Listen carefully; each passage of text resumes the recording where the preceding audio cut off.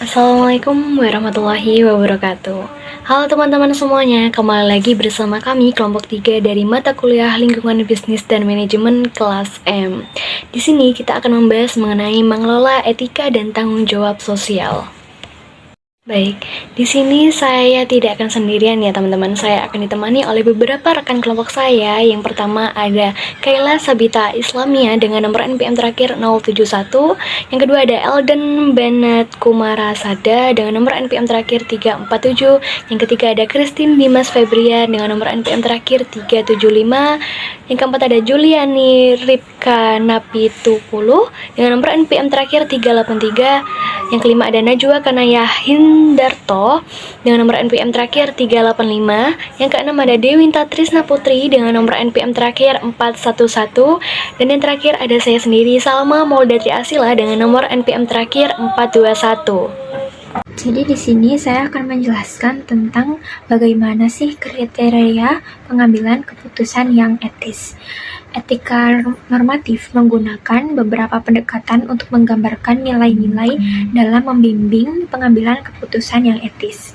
Keempat pendekatan yang akan membantu bagi manajer adalah sebagai berikut. Jadi yang pertama ada pendekatan bermanfaat. Perilaku moral menghasilkan kebaikan yang paling besar bagi jumlah yang paling besar. Di bawah pendekatan ini, seorang pengambil keputusan diharapkan untuk mempertimbangkan dampak dari setiap keputusan yang ada terhadap semua pihak dan memilih keputusan yang mengoptimalkan keuntungan jumlah orang yang lebih besar. Lalu yang kedua ada pendekatan individualisme. Suatu tindakan dianggap pantas ketika tindakan tersebut mengusung kepentingan terbaik jangka panjang seorang individu. Secara teori, dengan setiap orang mengajar, kebaikan yang lebih besar pada akhirnya akan tercapai karena orang-orang belajar untuk saling mengakomodasi dalam kepentingan jangka panjang mereka. Kriteria pengambilan keputusan yang etis yang ketiga itu ada pendekatan hak-hak moral. Pendekatan hak-hak moral menyatakan bahwa setiap manusia memiliki hak asasi dan kebebasan yang tidak boleh dilanggar. Oleh karena itu, setiap keputusan moral harus mampu melindungi hak individu yang terdampak. Jenis hak moral itu yang pertama ada hak persetujuan bebas, yaitu tindakan harus atas persetujuan tanpa paksaan. Yang kedua ada hak atas privasi, yaitu individu berhak menjaga kehidupan pribadi dan datanya. Yang ketiga ada hak kebebasan hati nurani, yaitu berhak menolak hal yang bertentangan dengan moral atau agama. Yang keempat, hak kebebasan berpendapat, yaitu bebas menyampaikan pendapat secara bertanggung jawab. Yang kelima, ada hak atas proses yang adil, yaitu berhak diperlakukan adil dan tidak memihak. Dan yang terakhir atau yang keenam, ada hak atas hidup dan keamanan, yaitu berhak hidup aman tanpa ancaman kesehatan dan keamanan. Selanjutnya yang keempat ada pendekatan keadilan. Pendekatan keadilan menyatakan bahwa keputusan moral harus didasarkan pada keadilan, kejujuran, dan tidak memihak. Pendekatan ini juga menekankan pentingnya perlakuan yang adil serta sesuai dengan aturan yang berlaku. Jenis keadilan yang pertama ada keadilan distributif, yaitu pembagian tidak boleh berdasarkan hal yang sewenang-wenang. Yang kedua ada keadilan prosedural, yaitu aturan harus jelas, adil, dan diterapkan konsisten. Dan yang ketiga atau yang terakhir ada keadilan kompensasi, yaitu korban berhak mendapat ganti rugi dari pihak yang bertanggung jawab. Selanjutnya, saya akan menjelaskan mengenai pilihan-pilihan etis seorang manajer. Dilema etis manajer muncul saat nilai, kewajiban, atau loyalitas bertentangan.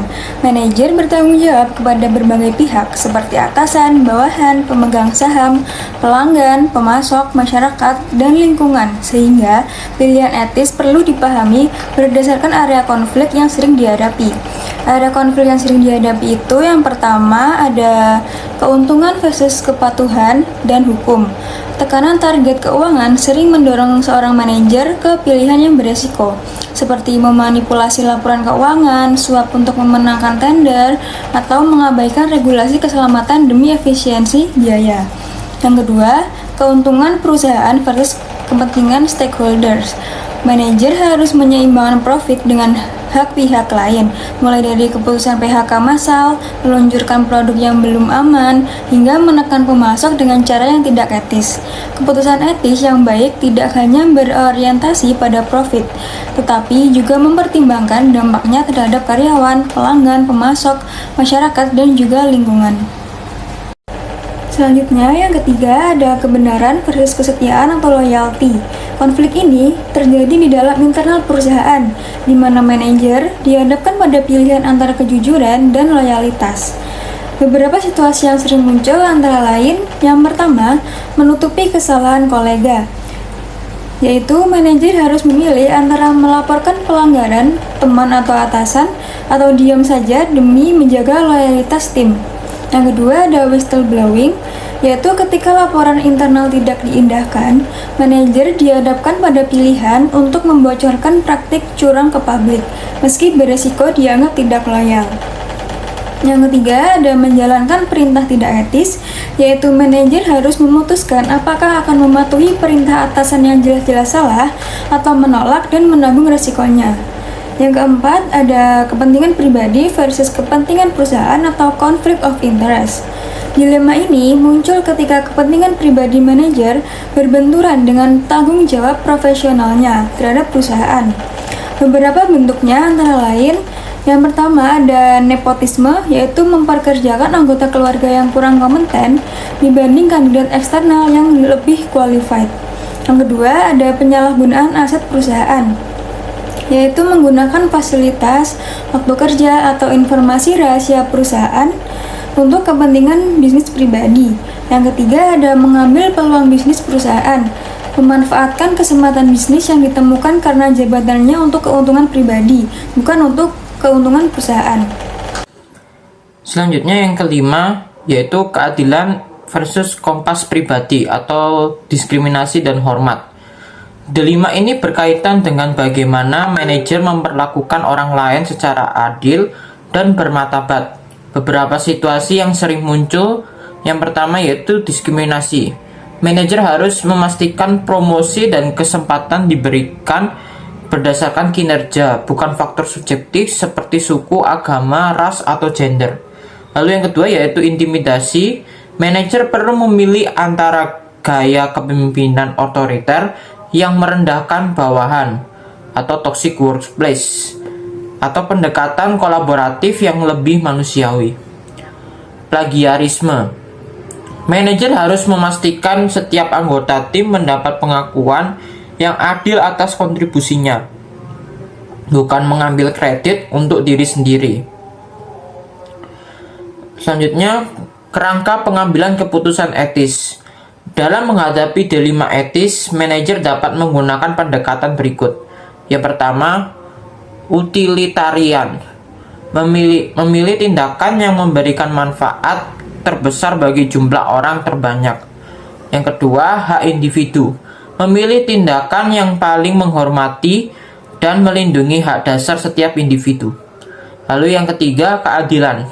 Memilih tindakan yang adil, tidak memihak, dan memberikan perlakuan setara bagi semua pihak.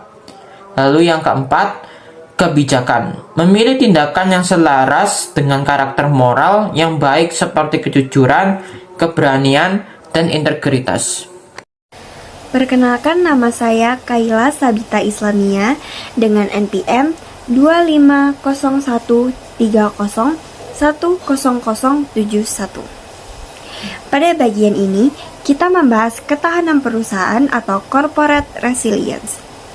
Ketahanan perusahaan adalah kemampuan perusahaan untuk bertahan, beradaptasi, dan pulih dari krisis dengan tetap menjaga stabilitas operasional serta kinerja keuangan.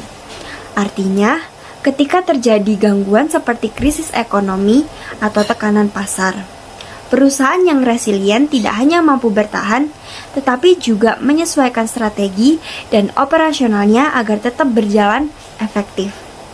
Ketahanan ini ditopang oleh kemampuan adaptif manajemen dalam mengambil keputusan, penerapan tata kelola perusahaan yang baik, serta praktis CSR yang mampu membangun dan menjaga kepercayaan para pemangku kepentingan. Jadi, fokus utamanya bukan sekedar bertahan dalam jangka pendek, melainkan memastikan keberlanjutan perusahaan dalam jangka panjang. Selanjutnya adalah evaluasi CSR. Evaluasi CSR merupakan proses penilaian terhadap pelaksanaan dan pengungkapan tanggung jawab sosial perusahaan yang biasanya disajikan dalam laporan tahunan atau laporan keberlanjutan. Evaluasi ini bertujuan untuk mengukur apakah kegiatan CSR telah sesuai dengan standar yang berlaku, apakah informasi yang disampaikan sudah lengkap, serta apakah program tersebut benar-benar memberikan dampak yang efektif bagi stakeholder. Namun, dalam praktik terdapat tantangan, seperti keterbatasan pengukuran kuantitatif dan kecenderungan laporan yang bersifat deskriptif. Pada akhirnya, CSR yang dijalankan secara terukur dan transparan akan memperkuat legitimasi perusahaan, dan legitimasi tersebut menjadi salah satu faktor yang penting dalam memperkuat ketahanan perusahaan. Oke, sekarang kita akan memasuki materi mengenai mengatur etika dan tanggung jawab sosial. Yang pertama ada kode etik. Nah, bayangkan kode etik ini itu bukan hanya sekedar dokumen administratif atau kumpulan slogan di dinding kantor ya teman-teman, melainkan sebuah kompas moral. Di dalamnya kita memadukan dua hal penting. Yang pertama, pernyataan berbasis prinsip. Ini adalah jiwa perusahaan kita ya, nilai integritas yang membentuk budaya kerja harian.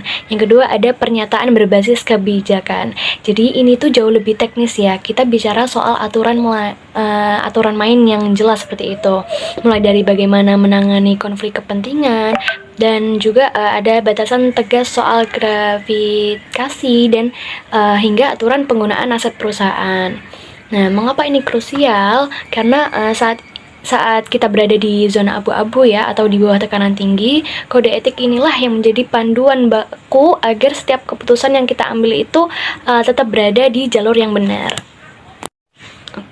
Namun, sebuah kompas tidak akan berguna ya jika tidak ada yang menggerakkan kapalnya. Itulah mengapa kita butuh struktur etis, agar kode etik itu tidak hanya menjadi macan kertas ya. Kita membangun infrastruktur pendukungnya, seperti kita memiliki komit nih etika yang diisi oleh para eksekutif senior. Nah, tugas mereka bukan sekedar mengawasi, tetapi memastikan kepatuhan organisasi itu tetap berada di level tertinggi gitu. Lalu ada peran vital dari Chief Ethics Officer ya. Sosok inilah yang menjadi arsitek di balik program pelatihan kita, melakukan audit dan menjadi rekan diskusi ya bagi staf yang membutuhkan bimbingan moral. Nah, dengan struktur ini, etika itu bukan lagi sebuah yang abstrak ya. Ia terintegrasi langsung ke dalam sistem operasional kita. Jika ada pelanggaran, kita punya jalur yang jelas untuk mendeteksi dan menanganinya secara profesional. Yang ketiga ada whistleblowing.